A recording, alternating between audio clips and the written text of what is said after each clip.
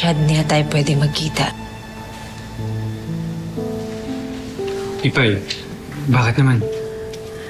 Basta, Tungkol ba to dun sa papa ni Diwata?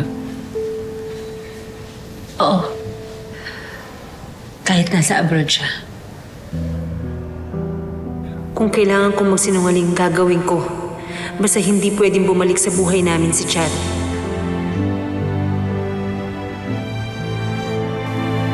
Okay. I understand. Alam mo, ang swerte sa'yo ng mga asawa mo. Kasi kahit na hiwalay na kayo, loyal ka pa rin sa kanya.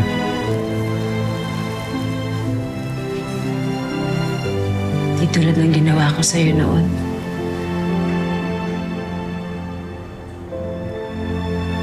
Wala na yun. Patawad na kita.